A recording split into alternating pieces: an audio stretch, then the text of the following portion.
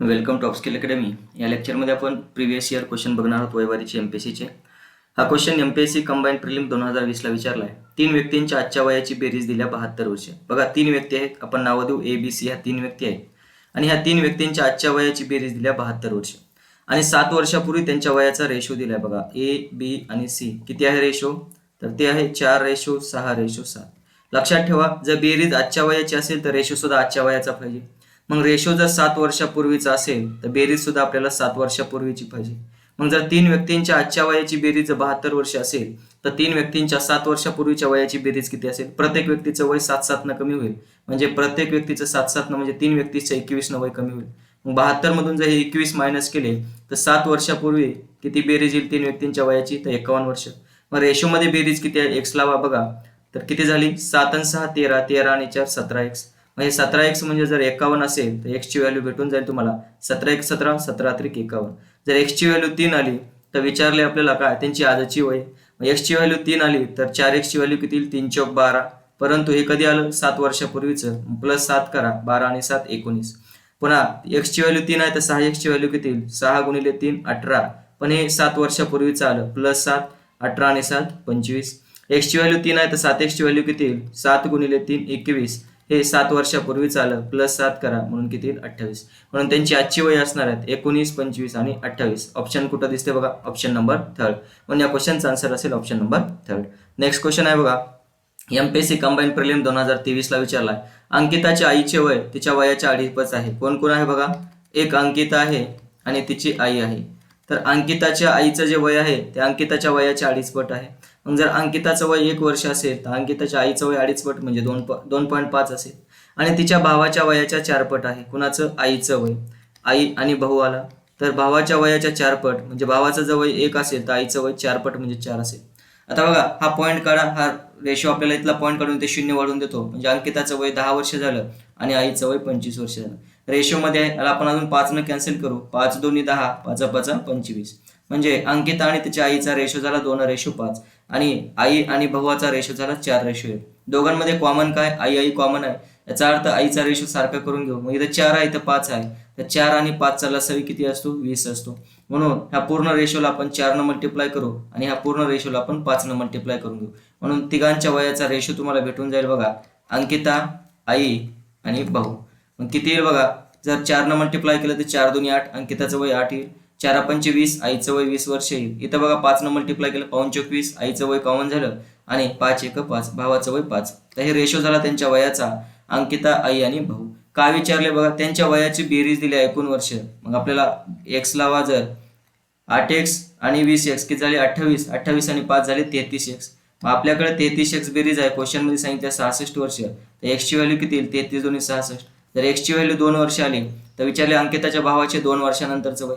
अंकिताच्या भावाचं आजचं वय किती आहे? 5x. म्हणून 5 गुणिले 2 किती आलं? 10. हे आजचं आलं. 2 वर्षानंतरचं किती येईल? प्लस 2 12 वर्ष.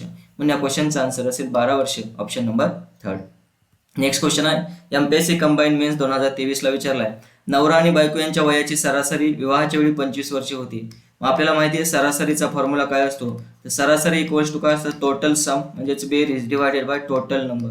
याच्यावरून आपल्याला बेरीज काढता येईल. सरासरी किती होती बघा? 25. बेरीज माहिती नाही. किती व्यक्ती होत्या? नवरा आणि बायको म्हणजे 2 व्यक्ती होत्या. इथले भागाकारातले 2 गुणाकारात जाणार म्हणजे बेरीज झाली 25 गुणिले 2 म्हणजे किती? 50. म्हणून त्यांच्या विवाहाच्या वेळी त्यांच्या वयाची बेरीज किती होती? 50 वर्ष. आता बघा 2 वर्षांनी त्यांना मुलगा झाला म्हणजे प्रत्येकाचं वय 2 2 न वाढणार. म्हणजे नवराचं वय 2 न आणि बायकोचं वय 2 न म्हणजे टोटल 4 न वाढणं. म्हणजे ज्यावेळेस त्यांना मुलगा झाला त्यावेळेस त्यांच्या वयाची बेरीज किती झाली? 54 वर्ष झाली. आता बघा पुन्हा काय झालं? तिघांच्या वयाची सरासरी 24 वर्ष. मग आता तिघांच्या वयाची जर 24 वर्ष सरासरी असेल, तिघांच्या वयाची बेरीज किती? 24 त्रिक 72. ह्याच्यावर मुलाचं वय भेटेल 72 मधून हे 54 मायनस करा. 12तून 4 गेले 8 उरले, 6तून 5 गेले 18.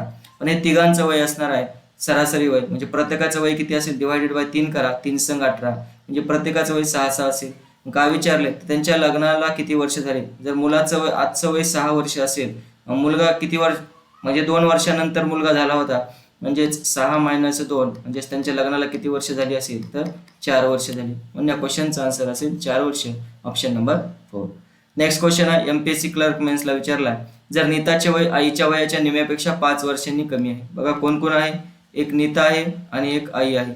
जर आईचं वय आपण 2x पकडलं तर नीताचं वय आईच्या वयाच्या निम्म म्हणजे x आणि 5 न कमी म्हणजे -5.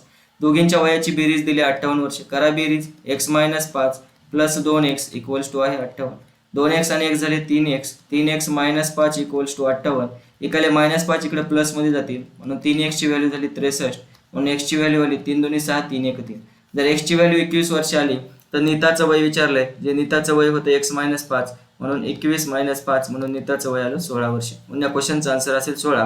Option number 3. नेक्स्ट क्वेश्चन आहे एमपीएससी ग्रुप सी प्रिलिम 2022 ला विचारला आहे. 3 व्यक्तींच्या वयाची सरासरी दिली आहे. आपण आताच फॉर्म्युला बघितला होता सरासरीचा. काय असतं? टोटल सम म्हणजे बेरीज डिवायडेड बाय टोटल नंबर. मग किती आहे सरासरी? सरासरी आहे 60. बेरीज माहिती नाही. किती व्यक्ती आहेत? 3 व्यक्ती आहेत म्हणजे सम किती झाले? 60 गुणिले 3 झाले 180. मग 3 व्यक्तींच्या वयाची जर बेरीज 180 झाली त्यांच्या वयाचं गुणोत्तर दिले 2:3:4. रेशो मध्ये बेरीज किती झाली बघा. x लावा. 2x 3x 5x आणि 4 9x झाली. जर 9x म्हणजे 180 असेल तर x ची व्हॅल्यू किती? 9 2 18. जर x ची व्हॅल्यू 20 वर्ष आली तर विचारलं काय सर्वात तरुण कोण आहे? तर रेशो मध्ये 2x आहे आणि सर्वात वयस्कर किती आहे? 4x. या दोघांच्या वयातला फरक किती आहे? 2x चा. x ची जर व्हॅल्यू 20 आली तर 2x ची व्हॅल्यू किती येईल? 2 गुणिले 20 म्हणून आन्सर असेल किती? 40 वर्ष. या क्वेश्चनचा आन्सर असेल 40. Option number 1. नेक्स्ट क्वेश्चन आहे एमपीएससी क्लर्कला विचारलाय. श्यामचे आजचे वय त्याच्या आईच्या वयाच्या 205 पट आहे. आई आणि श्याम कोणाचं वय? श्यामचं आजचं वय आईच्या वयाच्या 205 पट म्हणजे आईचं जर वय 5 असेल तर श्यामचं वय 2. तर 8 वर्षानंतर त्याचे वय आईच्या वयाच्या निम्म होईल म्हणजे 8 वर्षानंतर जर आईचं वय 2 असेल तर श्यामचं वय 1 झालं. हे आजचं वय आहे. तर विचारलं श्यामच्या आईचे आजचे वय किती? हा क्वेश्चन सॉल्व्ह सुद्धा करायची गरज नाही बघा. श्यामच्या आईचं आजचं वय किती आहे? 5. येणारा आन्सर 5च्या मल्टिपल मध्ये पाहिजे. एकच ऑप्शन आहे 5 न भाग जाणार म्हणजे या क्वेश्चनचा आन्सर असेल 40 वर्ष. जर सॉल्व्हच करायचं झालं तर आपण सॉल्व्हही करू शकतो. खाली 8 8 घ्या. हे क्रॉस मध्ये मल्टिप्लाय करा. 1 गुणिले 5 5. हे मल्टिप्लाय करा 2 गुणिले 2 4 इक्वल्स टू खाली मल्टिप्लाय करा 2 गुणिले 8 16 मायनस हे असं क्रॉस मध्ये 1 गुणिले 8 8 म्हणून आन्सर आलं किती? 16 मधून 8 गेले 8 उरले. जर 1 ची व्हॅल्यू 8 आली तर आईचं आजचं वय किती होतं? 5 होतं. तर 5 म्हणजे किती? तर 8 5 40. तर या पद्धतीने हे क्वेश्चन होते. धन्यवाद.